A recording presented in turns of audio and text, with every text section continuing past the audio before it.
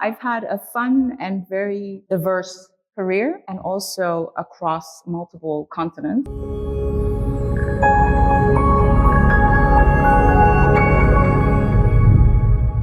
Welcome to The Executives, the show where we navigate in the intricate world of executive leadership, sharing strategies, insights, and personal stories of successful professionals shaping the global business landscape. I'm your host, Majid, and today joining us is Paksy, who has almost 3 decades of experience managing and leading companies in multiple geolocations. She is currently the CSO of Staex and also the founder of Impactmania. He's also a startup mentor. So, hello and welcome by the podcast, Paksy. Thank you, Majid. Nice to be here. Nice to have you. I'm very honored. So let's start by, can you tell us more about yourself? Because I started by saying you have almost 3 decades of experience. Yes, surprising to hear that. Because I feel I did all the work. I guess it's been this long. No, I've had a fun and very diverse career and also across multiple continents. And so I've been involved in almost all the sectors except for governments. So nonprofits, for profit, hybrid of those two, social enterprises. It's been fun, I have to say. I'm back in tech, which I was in tech when I started my career. Software, especially networking, mobile internet. I was part of the initial mobile internet wave. I was with a company that pioneered the wireless application protocol. So we could, serve the internet. This was pre-iPhone days. And this is why, it's been this long, I guess. But I'm back in tech and I'm loving it. And Staex is, we have a lot of fun. It's a startup, and with all the startup, happiness and challenges. But I'm very grateful to be back in the field. Interesting. Thank you. But how long have you been working in tech? 15 plus years. Yeah. So half of my career was spent in tech. I took a break after the company I was with IPO'd and we merged with another company. The company I was telling you about, they still exist. They're still in the Bay Area in California. And after that adventure, I moved from Europe to the US because I was traveling back and forth. And I stopped being in tech and switched over to nonprofit. So I was doing more supporting nonprofits with a more business kind of acumen, ensuring that, community organizations were healthy and viable. So I started doing a lot of board work for nonprofits, mainly in the performing arts. So very different. That's very diverse and super cool. Yes, I loved it. You know what it is? Everything you do kind of leads up to where at some point you look back at your career and you go, I understand why I had to go through all of these kind of journeys and adventures to be where you are, right? So I think when you get older, people will look back and go, oh, now I understand why this job didn't work out for me and I had to do something else, or I had to do this, right? Because if I look back, I had a very kind of challenging and tough, super for-profit, American, short-term focused, tech job. And then I had a much more, I would say, a nonprofit experience where, passion and community was very at the center. And then I ended up realizing you have to have both, right? In organizations, you have to have that, very kind of understanding of markets and like go to market, understanding fit of your product, understanding how you build companies, how you build startups to be successful. But then also, what are you doing it for? Like, where's the heart in it? Are you doing this for a company that matters, that is bringing products or services into the market that actually supports the community or is healthy for, the environment, or like healthy for the planet and healthy for the people that you're serving? That's very true, because when I also worked in finance fintech, so I was super excited about it because we were building fraud prevention, risk management. So I felt like superhero because we were actually protecting the people. Like, I know there is a lot of people don't like credit agencies, but the beauty of credit agencies is that they are also protecting the people, that not anyone can steal my credit card or your credit card and basically use it anywhere they want. Right. immediately start flagging it, so they're actually protecting the general public, which is why I always told my team that, look, we might not wear capes, but we are still superheroes. Right, So right. But I mean, that's really important, right? What's the tech for? Like, I've been in tech a long time, right? I love tech, but we see more and more tech. In the States, there was somebody in the past that came out of a big company and said, I don't want all these brilliant minds to go make products to get people to click on things. Like, what is your tech for, right? It doesn't serve a greater purpose. And what you're saying is now more and more critical, and that is identity, right? Trust, identity online. Those are things, that is worth spending your career on. It's true. That's true. But today we are sitting because I have this fancy topic that I would love to talk to you about, which is a fancy topic. Yeah, I mean, we don't do simple. We always go fancy. Okay. Go Good. all in. Good. That startup mentality. Yes. Yeah, I mean, no pain, no gain, right? That's the gym mentality. But today our topic of discussion is strategic innovation and global impact. We'd love to talk about navigating the future with Staex. And also, I would love to learn more about Impactmania. Sure. So let's start first with, what is Staex? Staex is a very unusual company. We were born out of years of research and development at Deutsche Telekom. And our founder, Alexandra, she took it out of DT a few years ago. It took her 2 years, actually, to spin it out. It was a management buyout. But in essence, what we do is we are connecting machines, autonomous mobile machines, in order for them to not only to connect, but communicate securely and manage. So you will see now and in the very near future a proliferation of machines coming online. There will be more machines online, right, making use of the internet than people. Because you, for example, right, you have your iPhone, you have your laptop, you have, and keep counting, right, your smartwatch, et cetera, et cetera. At some point, we are represented by a number of machines. And you see now already what kind of issues that will give humanity, not just your personal, to your personal detriment. You were talking about security, right? For credit, for example, but the detriment not just personally for people, that if something doesn't work or something gets hacked, you will have personal kind of, a loss. But think about all the autonomous mobile machines that are coming online that will, drones fall on your head, robots that roam in our hospitals, in schools, in restaurants, cars that drive on our roads. And we have seen glimpses of this already around the world. And with the geopolitical situation we find ourselves in, I think it's not a nice to have anymore, security and reliability, but it's a must have. And this is what we're working on. Interesting. And when did you spin off from Deutsche Telekom? I believe it was 2017 or 18, something like that. Yes.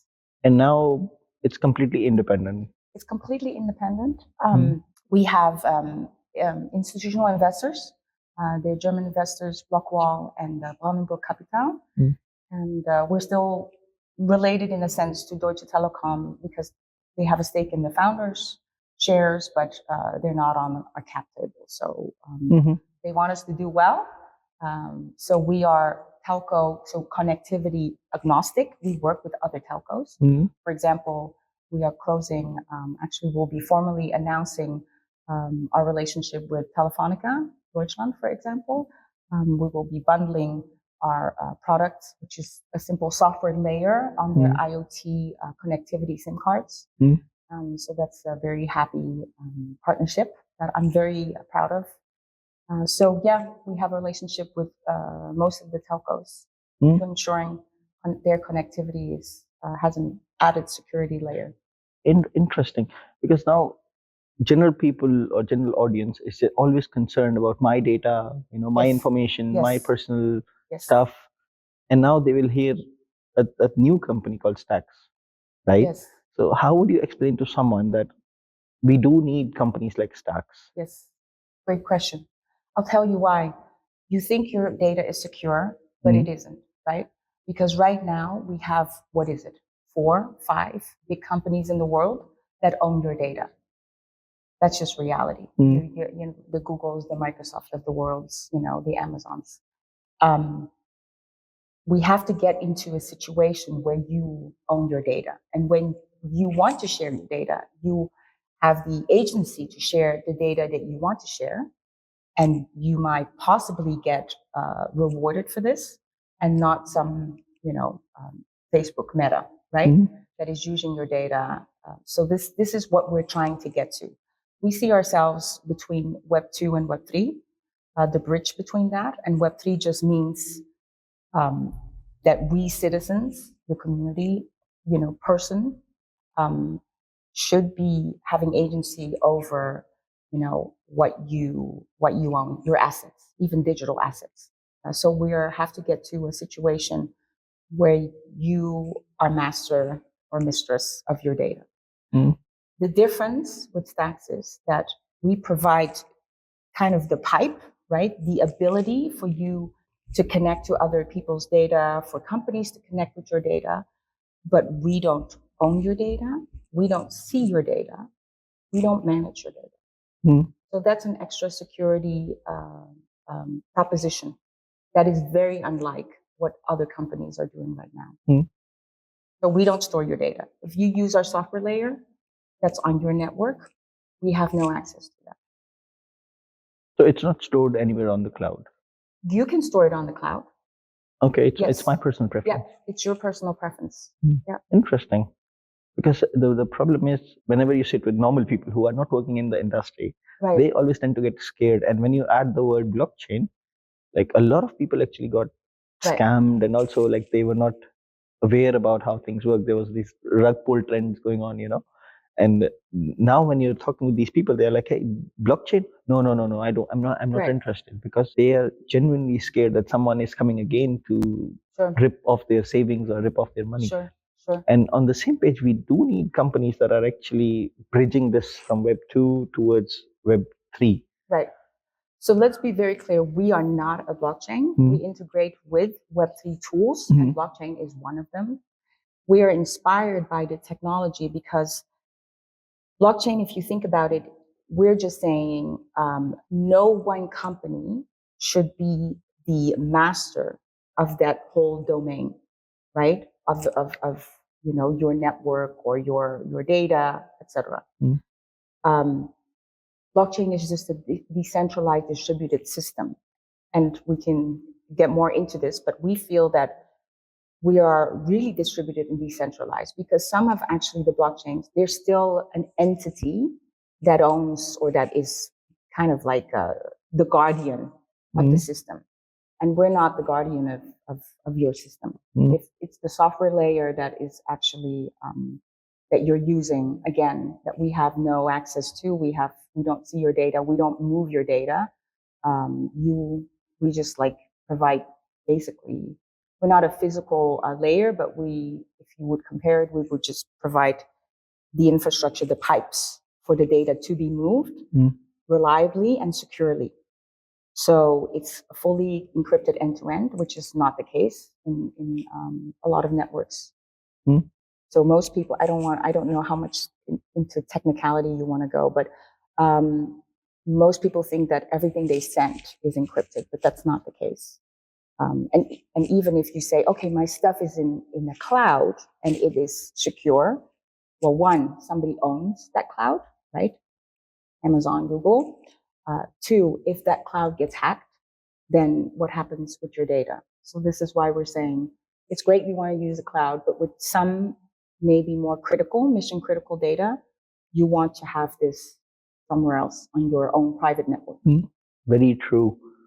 Even the smartphones you own, they are connected with the cloud, like Google, Android phones with Google, iPhone with the Apple cloud.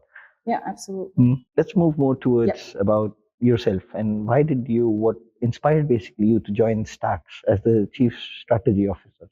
So we moved from California, where we still have a place, to Europe because I was born and raised in the Netherlands and I wanted to spend more time with family. And so it was a really weird timing because when we moved here 6 months later, we were in lockdown because of COVID. Mm. And I was still doing a lot for the US, and I realized we have got to work closer to home, right? So I started becoming an official startup mentor for, back then it was called German Entrepreneurship. They just rebranded and are called Start to Go. They're funded by the Federal Ministry of Economic Affairs, and they work with a lot with mentors, startup mentors. And I just met Staex. It was just, they were not even a mentee of mine. We were just at a party that they hosted. And I was just speaking to the founders, Philip and Alexandra. And I understood where they came from because it's a networking layer. And second, the previous company I was with had a lot of ingredients, or Staex had a lot of ingredients that were similar to the company that I was with that IPO'd. And I saw a lot of unusual traits because at that year, being a startup mentor, I saw about 30 to 40 companies where I did like due diligence, talk to the team, help them with go to market, et cetera, et cetera. And so I was very impressed by Staex because of patented technology. I understood the problem that we're all facing as humanity and what they were trying to do about it. I loved their grand kind of vision of what needed to happen in terms of security and reliability of our networks. And then obviously it comes down to the team. I really like the professionalism and the thinking, the mindset of the team. And so this is why they asked me to do more. And, you know, I helped them initially with some hours of strategy. How do you go to market? How do you internationalize? How do you find product market fit and connect them with like people? And then slowly they said, can you actually do what you tell us to do? So this is how I became doing more. And the more I work with them, the more I love, you know, the space and where they're at. Interesting. And how big is the team now of Staex? The team is small. It's 6 to 8. We have 6 full time. We actually have and this is one of the traits I love. The software layer was built at Deutsche Telekom R&D by 80 software engineers. And by the time they spun it out, Alexandra, the founder, spun it out of DT, it was a carrier grade product. So that's why we have the luck that we don't have to have, you know, a really big engineering team. And we have the core people who worked on the product still with us. So this is why it can allow us to stay very nimble. You know, in the States we call it exponential team. So we keep it really small. Everybody knows what they ought to do. Is highly professional, and you know, so there's we can maintain a small team. We are sitting in Berlin. Yes. You have worked in States. Very different, right? Yes, very different. So what are the primary differences? What do you think are the primary differences? I never worked in States. I worked with a few clients from there. Okay. Give me one. Give me one what's the difference between a German customer and an American customer? So American customers love NDAs. They love NDAs. Really? Yeah. Okay. Whatever you want to talk about, first sign an NDA. Okay. Like a 20-page document that you don't even understand. Really? Yeah. It's like all of the American clients I worked with, really? Okay. They had NDAs. And I would be like, I don't even understand half of this. It is so complex. And they're like, yeah, basically we are asking you're not allowed to share our information. I was like, yeah, but just write it like this. Don't share sensitive information. You know, but these... They lawyer up, you're saying. Yeah. Okay. Well, you must be then at the forefront of interesting tech. So that's actually a good sign. No? It is. And the second thing that I noticed, now it's also changing in Germany, is that something I saw from my friends who are working in the corporate sector there and the people who are working here. The people here are more relaxed. Okay. Like in US, job security is not as good as Germany. Right. Sure. So you're saying like Berlin or Germany wide, or you say Europe in general? Germany wide. Okay. They're more relaxed in terms of Like no one can just come in. I mean, it has started happening recently. Like a lot of companies were laying off, Right. but it was not super common. Like Right. they had to give severance packages, like Right. and like long salaries, Yeah. And if there is also like, I am not sure, but I've heard there is a law. Like if you lay off more than a certain percent of your company in Germany, you actually have to go to the federal ministry to And inform them. explain. Yeah. Yeah. I mean, I'm not sure if that happens in US. Right. Because US, we saw recently what happened, right? Yeah. Like so many Yeah, mass yeah. layoffs. Yeah. It was crazy. Yeah.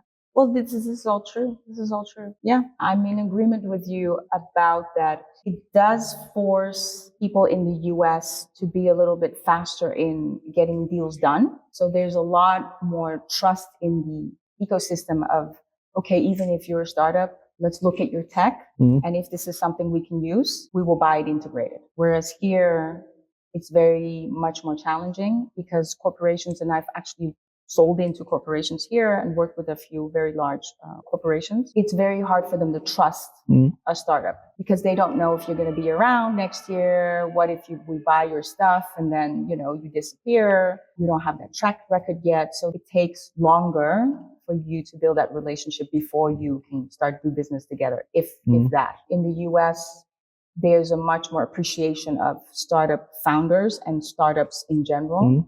Because that's kind of what makes the economy moving. And that's how you innovate. That's how you truly innovate, by adding technology that accelerates your business. And here, a lot of corporations try to do it internally, and it's very hard to innovate. I would say they iterate on what they have built versus real innovation that can happen. Because you're still keep looking at it from the same lens, right? So there's a lot of differences, I would say, and you have to navigate those differences. Yeah. I'm not saying one is better or worse. It's a different market. And even within Germany, I would say there's differences. So let alone across the ocean or across the pond, right? I was born and raised in the Netherlands, and I've worked the first part of my career in Europe solely. I was, managed EMEA. And there's differences between all the countries. Yeah, that's true. So, yeah, absolutely.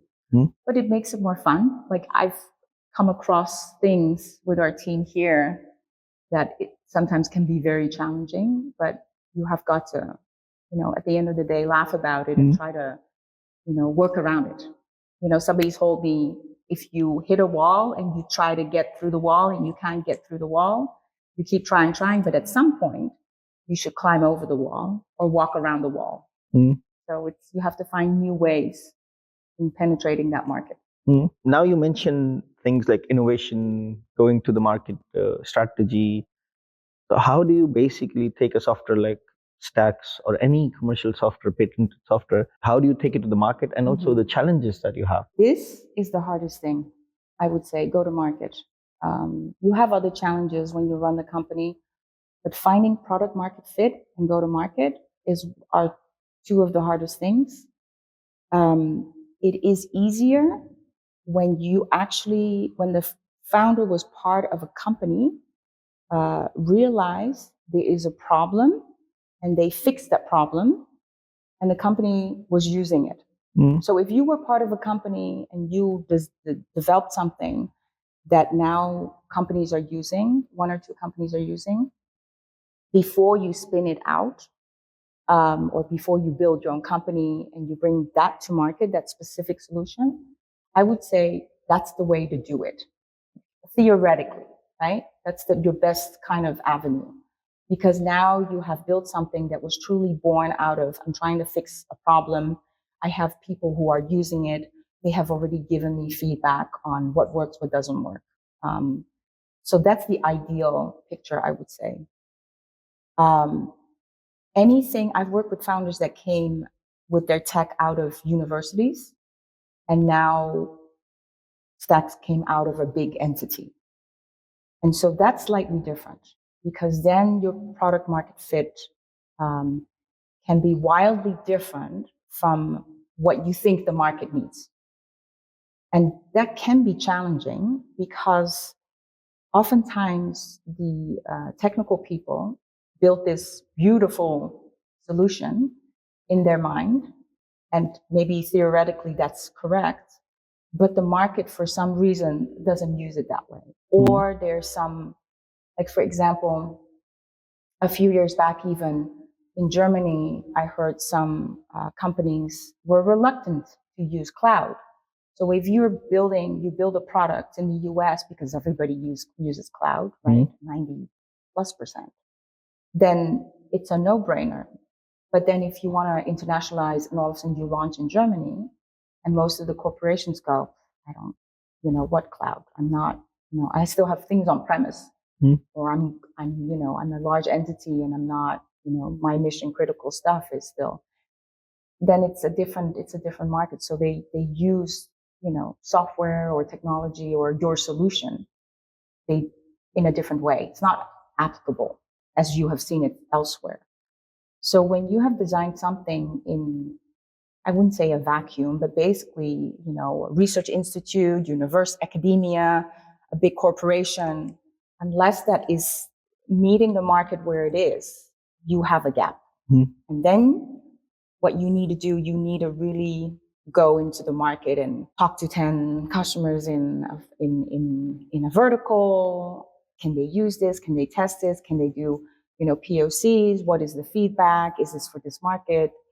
Build other features around it if that's the overriding challenge in going to market in this vertical, or maybe it's not your vertical, and then you quickly have to test different verticals. So there's a big difference between why was your product built.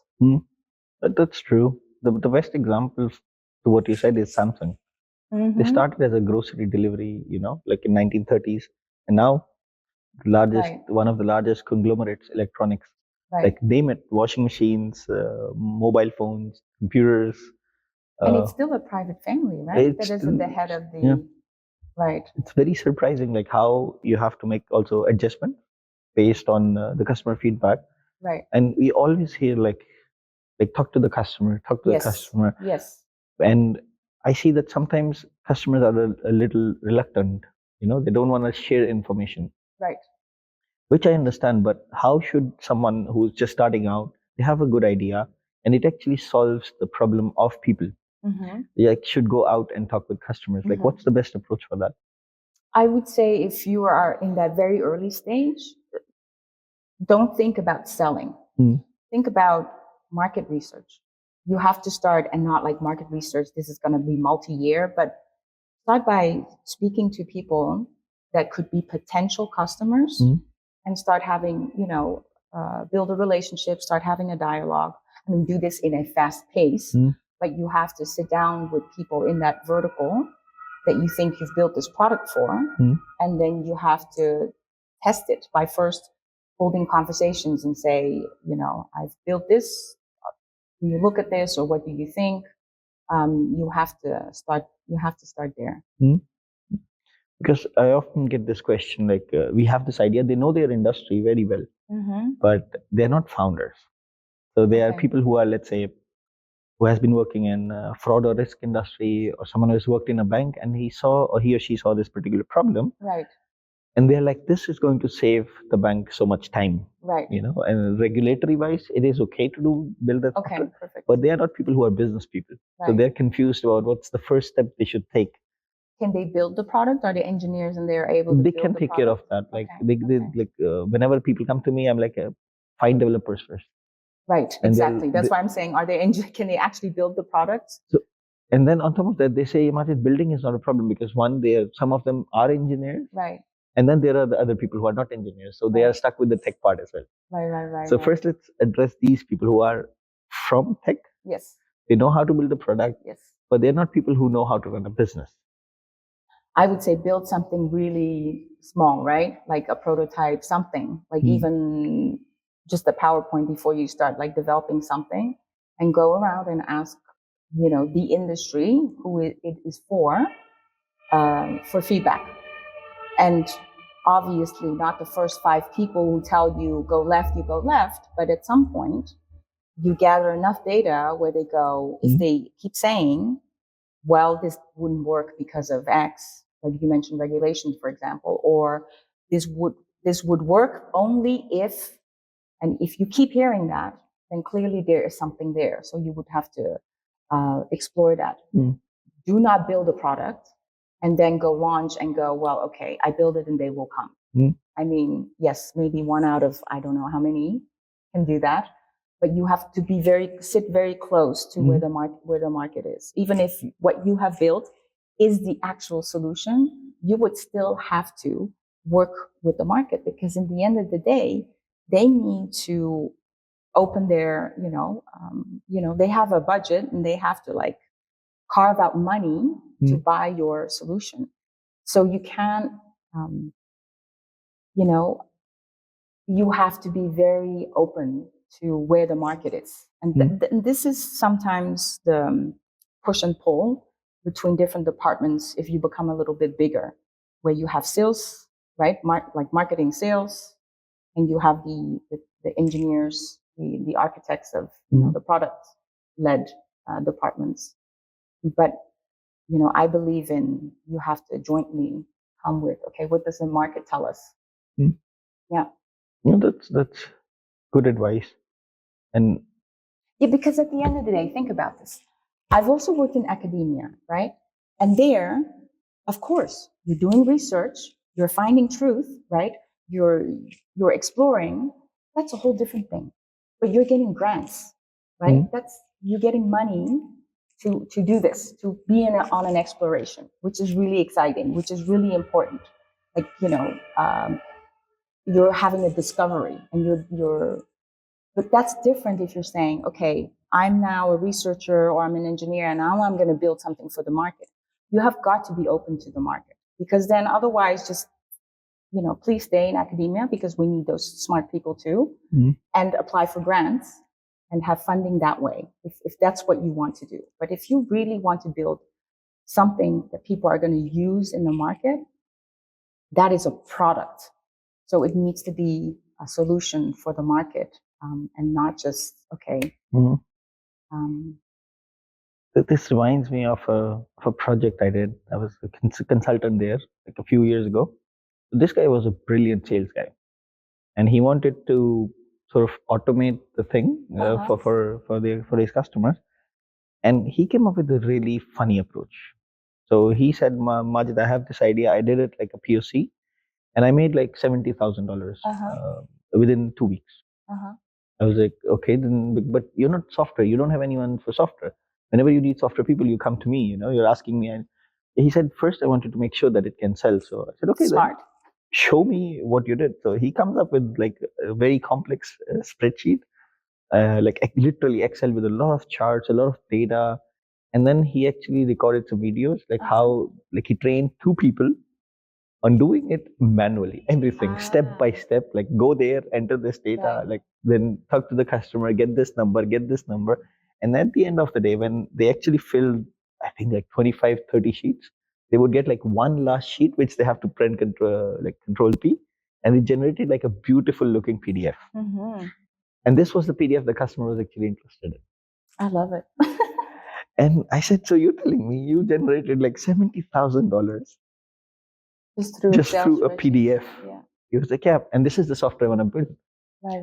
And I said, so did you change something? He's like, yeah, the first week was really bad for us because we had issues with calculations. We thought something, even though he came from sales, he was like, I still made mistakes there. Right. And we're talking with someone who has like almost 22 years experience, in sales. Right. So it was like, I made mistakes in calculations. If I gave it directly to the developer, they would not understand. That's super smart, right? Because now you have a proven case. And if you have not one, but multiple customers and people interested, you already have built your pipeline, right? You have leads, you have qualified leads, you have reference customers. And the only thing you now need to do is actually build the product, right? So that's really, I love that. That's really amazing. Yeah, I used to call him always the process guy. Like whenever he came to me, he would have a process for everything. Like he was using this LMS system, and he would say that, hey, you know what, person X, you're going to work on this product for me. So you need to go through this onboarding. Video 1 that shows you how to do this. Video 2 shows you this. Video 3. He was also running an SEO agency. So literally he would train his own people. So even if you didn't know anything, Right. So you would learn SEO by the time you actually went through his entire course. You would know how he was ranking his websites. Oh, that's big. He was pretty smart guy, you know. Like, well, you have these unusual people who can really, like, on their own with some help, build a company, right? I mean, the thing I remember, he said something very similar to what you said. That he said, Majid, I don't need to look beyond what I don't have. I need to look what I have right now and what's the problem I want to solve. Right. So you know, that's something like you said, that if you don't have developers, build a presentation. Exactly. Start there and go shop it around, right? Like, go show people, have feedback, and then it will set you up to the next path. And sometimes you can even take people's feedback, go back to the same people and say, based on your feedback input, right? People love this, right? Based on your input and a bunch of others, this is now V2, version 2, right? Of the PowerPoint just still. And then people can discuss it. And if they're like a decision maker or they hold a budget, you can even ask, would you now buy this? Is this something you would buy? How much would you spend on this? How much money would I save you? How much, like, just do some market research. And then, you know, before you build, like, the actual product, you have got to see if the market has an appetite for it. I mean, for me, all of this is connected with the partnerships. You know, like, you need to go out, regardless, whatever your job is, sales, developer, product manager, marketing, whatever you are, you need to have a network. You know, you need to go out, make connections, talk to people. And this is a question that I have for you. I think I've received it over 10 times already, that people are asking, okay, how should I look for this network, or how should I partner up with someone? So you're talking about startups? Let's talk about startups. Yeah. So it's funny because, I get this question a lot, like, how do you, because in my network, and it's because I've done so many different things, that I have a very various kind of contacts, like, from astronauts to ambassadors to, like, tech entrepreneurs, right? And artists. And you have to start building your network, your connections, right? And it just starts by having a dialogue, and not necessarily I'm going to sell into this or I'm going to partner with them. You have to try to talk to as many different kind of people as possible, and just start. I know this word networking, but not networking like, okay, here's my business card, I want to sell into you, but really, what are they facing? Like, what are their challenges in these companies? Obviously, you can do this more focused, right, for a company, and that is if you have a specific product and it is for manufacturing, and hopefully you came out of manufacturing, or you have in your team people who are intimately familiar with this vertical, right? Otherwise, it's typically very hard. You have got to pick up the phone and call these people and say, can I speak with you? Can I have 30 minutes of your time? It's really as simple as that you just start building a relationship that not necessarily is in your, kind of customer focus. And if you have a vertical that you say this is, made for X, that you start calling these people, talking to these people, going to events where these potential customers, attend, and start. It's really as simple as that. Just start by having a dialogue with them and have a real interest, not just like, okay, how am I going to sell into them? It starts with having a cup of coffee, having just a human interaction, basically. And this is a big problem I see whenever I'm also at events. I'm like, people are just trying to sell you their stuff. Right. And they I'm do like, a pitch. Yeah, they do a pitch. I'm like, you don't ask me if I'm a decision maker. You don't know my industry, and you're just selling, whatever kind of product you want to, without thinking if I'm actually the user or even a budget maker, like a decision maker. And at the end of the day, I'm like, I oftentimes, like, with these companies that are reaching out, hey, we can build your software, we can do this, we can do this. We have like 3 million people as developers and so on. And I'm like, I don't even know anything about it. How should I give you my money? Like when I don't even trust you. I know that sounds what we were just talking about, very German, but I mean, I would like to know the person, like, okay, can I actually trust them with my money? Right. Because I'm not Amazon or I'm not Google that I have a lot of money. Right. I'm okay. And there's 10 of you, right? I mean, if I want to sell you my services, I'm sure there's other 10, if I'm into the services business, there's so many other consultants and coaches and whatnot, system integrators, right? So, I mean, first of all, exactly right. Like, who are you? Like, we met at an event, right? It was like, okay, who are you? What do you do? Show some interest in the other person. And even though they may not be your customer, you have got to show some interest because you may know somebody else that is my customer. So I think you need to be open and start with just a conversation. I mean, my favorite example is I met somebody on the streets of New York. And I do think this is a really big difference between Europe and the US. It was cold. I was on the Upper West Side. I was waiting, and this gentleman was standing next to me, and we were all bundled up because he just moved from Brazil, we found later, and I just moved from California, and we were all talking about the weather, and he ended up being like the managing editor of Estadão, which is like a newspaper, like the New York Times, in Brazil, and we ended up doing work together. And this is now years ago, and a week ago, I had another call with him, and he now does sustainability in the Amazon, and you keep in touch. And, it's, at some point we may do a project together again, or we may not, but this is kind of how you do it.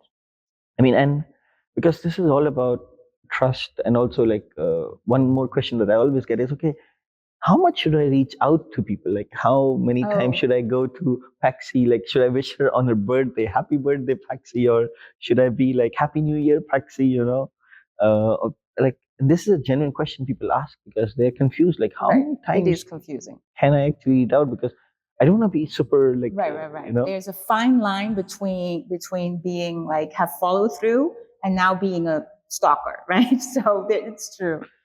There's the difference. It depends on where you also are. Like in the US, I think there was a report coming out that you need at least 16 touch points, whether it's an email, phone call, whatever, right? Before you kind of like let go or before something happens.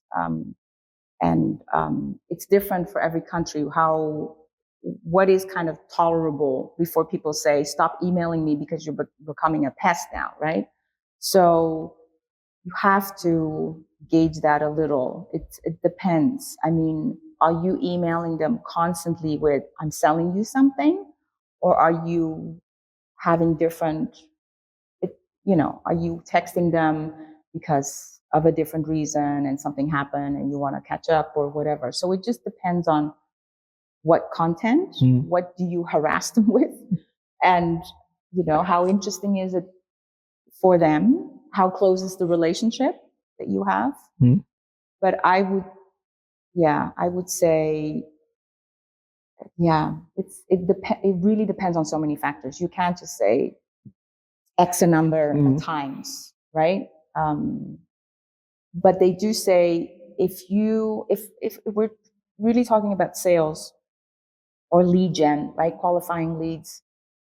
If you have a couple of conversations and they do keep scheduling and whatever, they are responsive, obviously keep that going. But that's also still not a sign, because you could be talking and having conversations for a year plus and nothing happens because maybe they're just learning from you, right? And they just think it's fascinating what you do. And some people at corporations, they get paid anyway because they get a salary, whether they talk to you or not. If you're in a startup, your time is very precious because if I spend every week talking to you and nothing will ever come out of it, that's nice. But at the end of the day, I may not exist if I keep doing this with everybody. So it's not even just, do I get response? Do I get response with what you were saying earlier? Is this person a decision maker? Or can this person influence a decision maker? Does this person at some point bring a decision maker to the calls? What is the budget? Like, maybe my product is like 10,000 and you hold a budget that's 0 or 5,000. Are you going to influence somebody else to, like, who else needs to be part of these discussions? So it just really depends. So even if somebody comes back to you, you have got to qualify, right, this lead in order to make sure that, is this a person you want to spend a lot of time speaking with? If you just like each other, I always say, go get a beer. Don't do it on company's time. Like, I'm not saying don't build relationships, but you've got to be smart with how you spend your time in a startup. That's true. I mean, I've read so many sales books, and most of them are like, hey, you have to send 3 emails before you're able to convert into anything, which I think is outrageous. I don't like that approach. Like, if I reach out to you and your first answer is no, sorry, I don't see a use case. Right. Like, I should immediately say that, okay, that's not a use case. Right. Given the fact, of course, I know you and I know there is a potential, right? Right. I often get emails like, first they will say, hey, can we do this for you? And then I'm like, no, sorry, it doesn't, we have to, like, it doesn't fit, like, unfortunately. And then they will say, like, okay, can you connect me with someone in your company who's actually responsible for that? And then when you say, no, I'm actually the CEO. Yeah. Okay, but can you connect me with someone? And then it becomes like, no, I cannot. Right. Unfortunately, we don't need the service, Right, and it becomes really annoying also. Right. And like, this is also a problem, right? That people are like reading these books where they're like, I mean, everyone has made $125 gazillion like in 10 minutes. Like, these are these funny those sales YouTube videos. Yeah. And then actually you were the product because you kept watching and now they get advertising or money for it. You know what? I have a little bit of a beef, I'm sorry, with coaches and consultants and people and books that say this is the way to do it. Because if you would really map 1-to-1, this is the way to do it, your success is not a given. It just isn't. And then who is your source? Because there's so many people now flooding, the LinkedIn and the market with, I know how to do it. But would you go to a fitness instructor to get healthy if that person doesn't actually run marathons and, has, a degree in whatever, went to a sports, academy or whatever. And I'm just saying I think in the startup world, you have to be really careful that you don't get somebody who mentors you or coaches you or has a Bible that gives to you and say, this is how we do it. Because that's the whole nature of a startup, that yes, in theory, there are some things that work better than other things, but every startup is very unusual. And it also depends on where you are in the world, what industry you're selling to. So a lot of books are also written in the States, by authors that have been successful in the US, and then their team grew out into other territories. So it just all depends, right? There's no magic bullet actually there is magic that needs to be thrown in the mix. There is no set of rules, and if you follow these 20 rules, you will be successful. Unfortunately, that's just not the case. Yes. Are there things that are typically more helpful than others? Yes, there's definitely rules that apply, but you have got to stay on your toes and be very creative and be careful of people who tell you that they know the secret sauce of going to market. Interesting. And now, because you're talking about customers, yes, and while you were at Staex, you have doubled the customer base, right? It's 7-fold. Sorry, my bad. I apologize for the wrong number. No, it was an old stat. But we're a small company, so then obviously you have to have growth, and our team is all tasked, right? So we pull very hard, and that's what we need to keep our eye on, and that is everything you do, everybody in the team, is it supporting growth? Meaning, am I looking after a customer or a partner in ensuring the growth of the relationship going to market?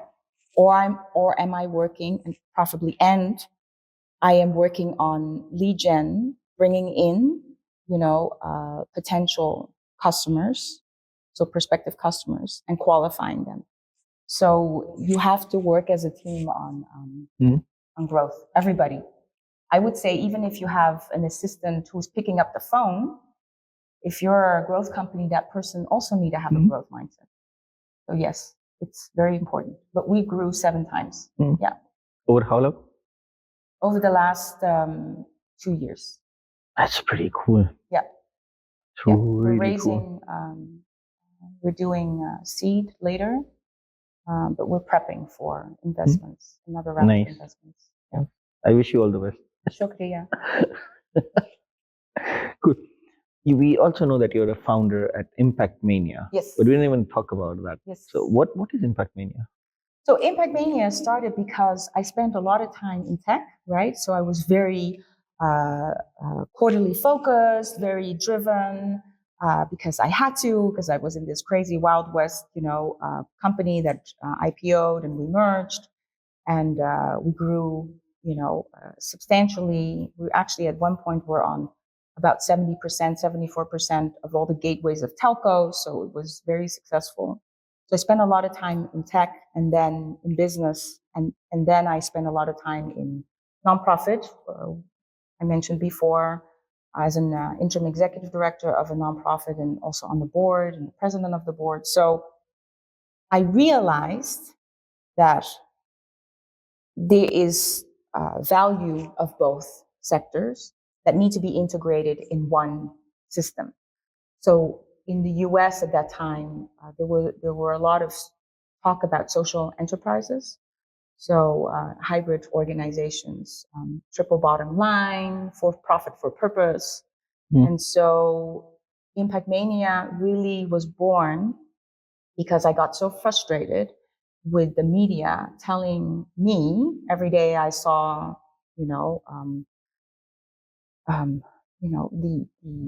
the horrors of this world, and realizing that that's not who I was interacting with, and that's not what I saw in my own community. And so I realized that we do ourselves a very disservice by not featuring, highlighting all the good work that is around. So I started talking to a lot of people who drove, I say, cultural, social, and economic impact. So people who are in like different sectors, but they both work with this kind of business oriented mindset of getting things done, of being successful leaders, but also then have what we discussed, having organizations or building products or community that actually matter.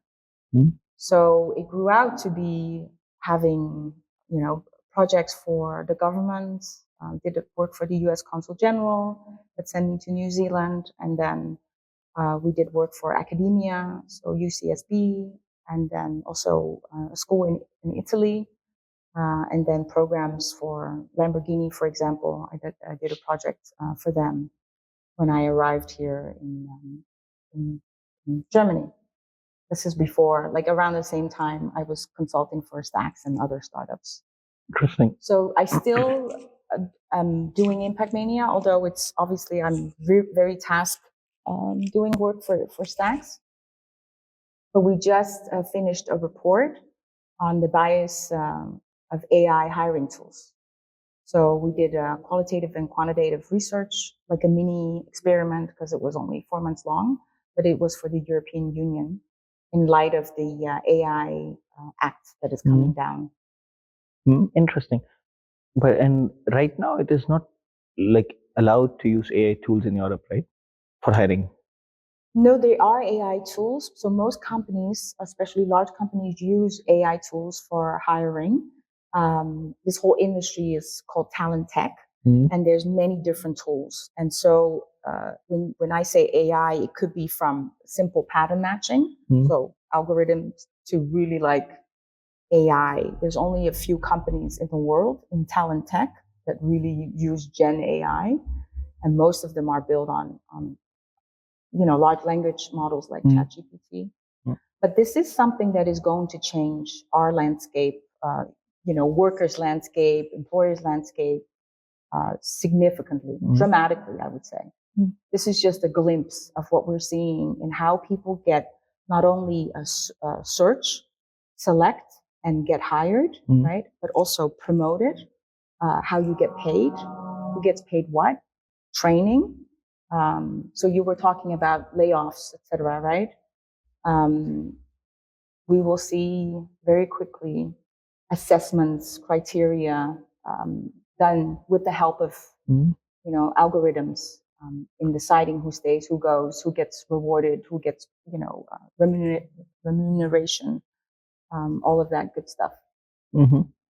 Interesting, because this is also, I think there is like a fear in people that they are worried that okay, AI is coming in, AI is taking over the job. What is your opinion about that? So I've been in the tech a long time, right? As you know, I love tech. I really do. But as we said before, I am a proponent of tech that matters, that really supports humanity, right? So I think obviously there is a place and for AI. We just, as humanity, need to ensure that this is done in a way that supports us. So I'm not against technology at all. I think this is where it's going, and I'm very excited about it, actually. So for the EU report that we just did on AI hiring tools, we researched ATS, so application tracking systems, and we had quantitative experiments, meaning we spoke with people who went through applications. So what happens with your resume after you apply? And there's work to be done. And if we're now kind of put this on a trajectory, there's companies, obviously, in the US, there's a few very large companies that already are looking at, forget your resume, right? You have so much data. This is coming back to data, right? You have so much data about you, Majid, online, right? What does the data say about you, right? I don't need your resume anymore, right? You're on LinkedIn, and if you're a coder, you're maybe on Discord and GitHub, etc. So this is where we're already starting to see, I don't need your resume to have a makeup profile of you. This, your certification, where you went to school. So all of this data, what you post, etc., at some point will be used to assess you as a candidate. So in the future, people will be assessed on all the data that is floating out there, and resumes don't even matter anymore. But obviously today, AI, tools are being used in sourcing and selecting candidates. So in the first round already, when you obviously apply, I think that most people know this. They look at, they match keywords, and then even with videos when you are filmed, and they look at your, there's some AI tools that they let loose on the video that they capture. Some people are asked even to film themselves and send it in. So all of this is supported by AI in assessing candidates. But we will see more and more of that. The most crucial part is at some point you are in a company, and pay will be dependent on the data and like I said, who gets promoted, etc. So in a nutshell, I would say if we do this right, this will be more equal, right? If we understand how kind of bias and discrimination can seep into the decision making done by AI because of the data that the AI system learned from, right? Then I'm very positive about what's coming, because actually AI can make the sourcing and the selecting, the promotion, etc., a lot more equal. But if we don't do this right, it will perpetuate, a lot of issues that we have today.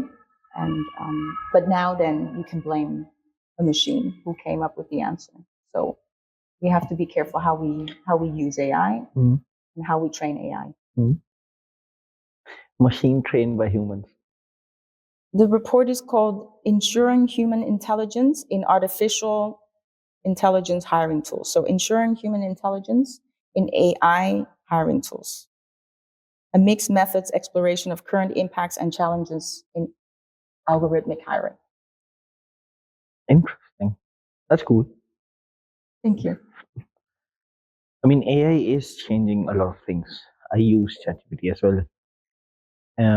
But because we're also coming towards an end. So what are like some of the future interesting projects that you're looking forward in Staex? There's so many things I'm excited about. So one is machine-to-machine economy. So at Staex, we talked at the beginning of this hour a lot about the proliferation of machines. And at some point, right, very quickly, I would say, you don't want to be managing all these machines, right? They need to be secure and they need to be reliable and they will communicate with other machines. So how do we ensure that we have human intelligence, making sure that these machines connect, communicate, and manage tasks on behalf of us in a way that is, again, reliable and secure. So machines at some point will need to not only receive data and then do tasks, right? You have AI agents, for example, that will need to connect with other machines, pull data, serve it up, etc. But machine-to-machine economy, at some point, very quickly, you will see that the machine will need to get paid. Right? There needs to be a transaction that happens. And it's really interesting with your background because fraud prevention, this is going to be a really difficult topic, right? Insurance, fraud, digital identity. The machine needs to be identified as, is this really Majid's machine? And how much, what data can be shared? And how do I pay you? Now, if we allow a payment through credit cards, they will take, 2 to 4.5% of every transaction. But we're speaking about very micro payments. That's not affordable. And again, we want you to own the data because it's your data. When you share the data and somebody pays for it, it will be micropayments, right? So there will be maybe a lot of transactions on a day. You and I don't want to be bothered managing that, right? So the machine will need to reconcile all of this. But we need to have that be done in a secure way. So I'm very excited about machine-to-machine economy because that will give humans back the agency, and hopefully our economy then will be much more richer because we will be stewards again of our own data and of our own economic kind of value of that we generate and that we contribute to society, no matter if it's a physical asset or a digital asset, or it's, your work or a report you wrote and people download it, or it's a drone landing and taking off a landing base and it needs to pay fees for that. I'm very excited about machine-to-machine economy. Cool. I think that's about it for today. So thank you so much, Paksy. This has been truly insightful and very knowledgeable. I learned a lot of new things from a very different perspective. And I'm grateful for your time and also sharing all of these information.